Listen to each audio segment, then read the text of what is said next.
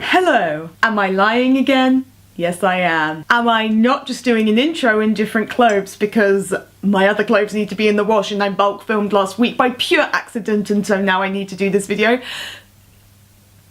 You be the judge of that. This is the intro to another episode of The Ace Agenda. Welcome to episode 4. In last week's episode, we talked about the asexual spectrum. What does it mean to be grey asexual, demisexual, asexual, and Z and allosexual? If you've just clicked on this video and you don't really know what any of those terms mean, then I suggest you come up to this little I button here, or here, I forget where it is, and you can click on it and watch it.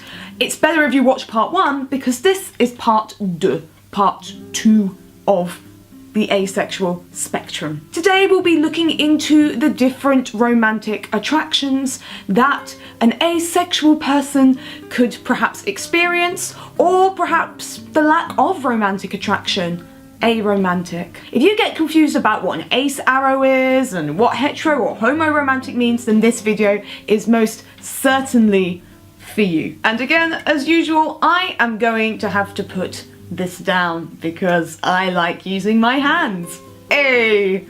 The only time I ever get to use them. Now, I always tell people that romantic attraction is like looking at a tree. We have the trunk, and the trunk of the tree is asexuality, and that's mainly part 1, different spectrums, where you fit on that spectrum. When you go up and you see all the different leaves and all the branches and how the tree is formed at the top here with all its foliage, that are all your different romantic attractions, and I will be very helpful and help you go through all your different romantic attractions. I'm going to start with aromanticism or aromantic. Now, aromantics are people who do not really feel or have very low feelings about romantic attraction. So things such as kissing or being in a relationship, they can do without it, and you know what, that's totally okay. We must talk more about our aromantic or aro brothers, sisters, non-binary beings,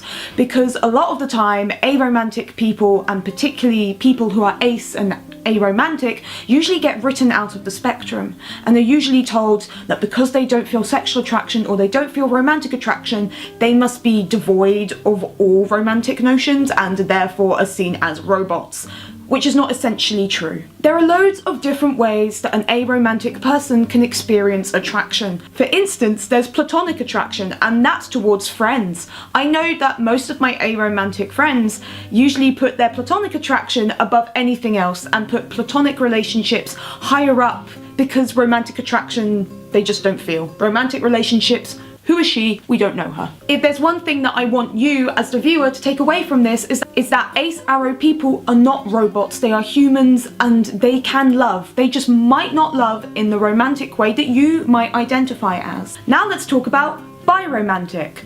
People who are romantically attracted to both genders. So it's exactly like bisexual. Biromantic people are romantically attracted to either boys, girls, and that's okay. You can be asexual and biromantic. We also have heteroromantic, for those hetero people still on the spectrum. Hi, this is me. I personally identify as asexual heteroromantic, which means that I might not feel sexual attraction to anyone, but I feel romantically attracted to men still. I'm still loving those men.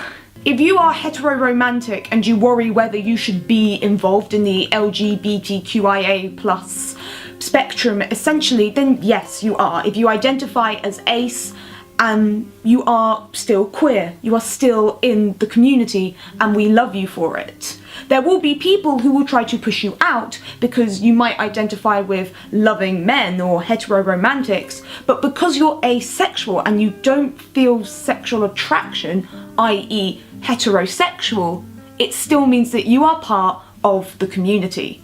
And there will be a lot of disputes about it, but if you feel comfortable in yourself within the community, then by all means, come join the asexual LGBTQIA+ community. You're more than welcome to join us should you feel the heterosexual community doesn't really fit you anymore. and for me, it didn't fit me at all. Now we get to homoromantic.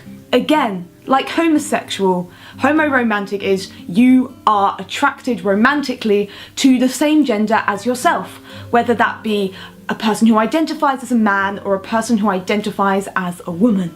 And last but not least on this romantic attraction, we have panromantic. And panromantic people are like people who identify as pansexual. They are people who are not necessarily romantically attracted to the gender of the person, so they really don't mind if the person they're attracted to is a boy or a girl, man or woman, if they identify that way.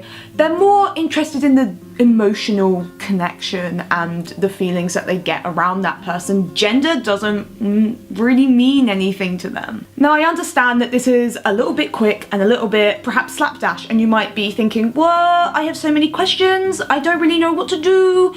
By all means, pop them down in the comments. And if there are any other romantic attractions that I didn't talk about in this video, then by all means, pop them down in the comments below and let me know.